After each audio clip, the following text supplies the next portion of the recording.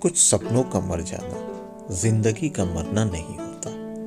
न सुरमई आंखें न तांबई चेहरा, पर जिस्म ऐसा जिसमें हौसलों का फौलाद है। सैकड़ों किलोमीटर दूर से कभी पापी पेट की खातिर दिल्ली की राह पकड़ी, लेकिन फिर जिंदगी ऐसे पथरीले रास्तों पर उतरी कि पीछे घूमकर देखने का वक्त नहीं रहा।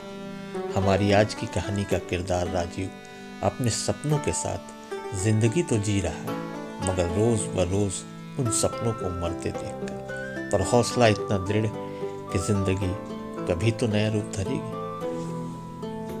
मेहनत करके अपनी जिंदगी पाना है, बच्चों को पढ़ाना है और सब लोग देखना, परिवार को भी देखना है। तो आइए अब राजीव से कुछ बातें भी करेंगे हम।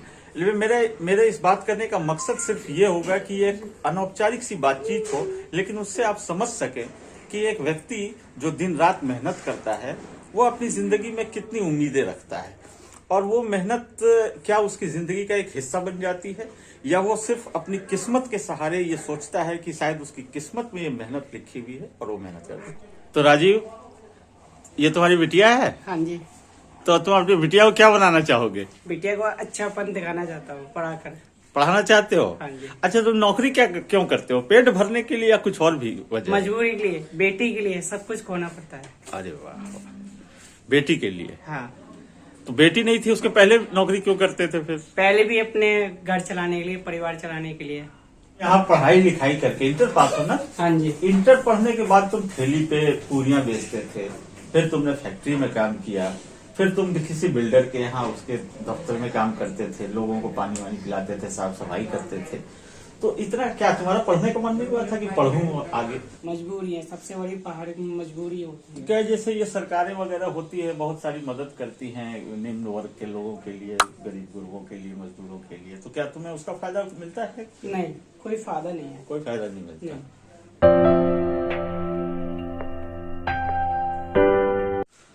राजीव, जैसा तुम्हें मालूम है कोरोना का असर फिर से शुरू हो गया है, तीसरी लहर आ रही होगी, पता है तुम्हें? देश एक लॉकडाउन से जूझेगा।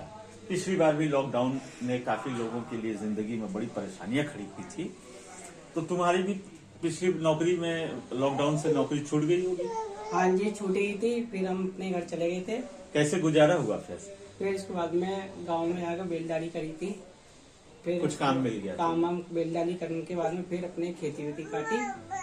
खेती काटने के बाद में फिर लॉकडाउन खुल गया था, फिर दिल्ली आ गए। तुम्हें क्या लगता है कि अगर फिर से लॉकडाउन लग गया तो तुम्हारे लिए कैसी स्थिति उत्पन्न हो जाएगी? बहुत बेकार हो जाएगी स्थिति। लॉकडाउन लगने से फिर हमें कोई फायदा नहीं है, फिर भी धक्के खाने पड़ेंगे।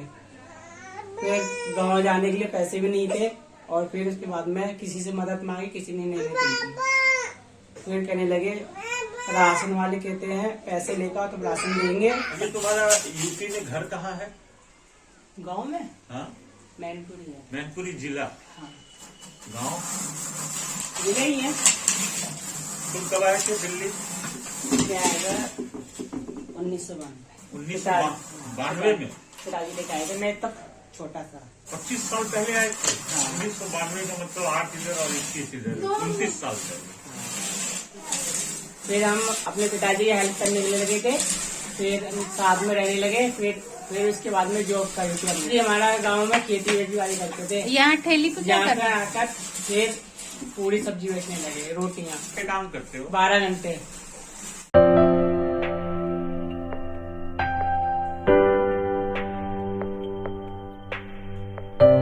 कट जाती है जिंदगी। क्या करें, गुजारा ही ऐसी है हमारा। इसके में एक खासियत है, हाँ। ये मेहनती बहुत है। ये फैक्ट्री में काम करता है, आज इसकी छुट्टी है, छुट्टी के दिन भी ये, जैसे यहाँ भी मेरे पास भी आता है, तो बिना बोले ये देखता है कि घर में क्या काम है, कुछ काम है नहीं है। तो ये अगर इसे दिन भर कुछ काम हो तो दिन भर ये करता रहता है। और इतना ही नहीं, इसके जानने वाले जितने भी लोग, 2-4 लोग जहाँ ये छुट्टी के दिनों मिलने जुलने जाता है, अगर किसी का कुछ भी घर में हेल्प हो, ये पूरा कर देता है, काफी काम करता है। टाइम पास हो जाता है हमारा। टाइम पास, और इसकी एनर्जी बहुत ज्यादा है। और ये जिंदगी काट रहा है, बच्चा बढ़िया है। नहीं, बच्चे अच्छा हैं। हम एक चाहते बेटी हैं, है। हम चाहते हैं कि ऐसे लोग जिंदगी में कामयाब हों, इनके चेहरों पे हमेशा खुशियां रहे। तो आज के लिए बस इतना ही। अगले एपिसोड में फिर हम किसी एक नए किरदार के साथ मिलेंगे। किरदार वही जिनकी कहानियाँ हमारे आपके आसपास की होंगी और जिनकी कहानियों से हमें कुछ सीखने को मिलेगा। ऐसा कुछ सीखने को मिलेगा जो हमें अपनी ज़िंदगी में आगे बढ़ने और अपनी ज़िंदगी को जीने का नया फ़लसफ़ा देगा। शुक्रिया।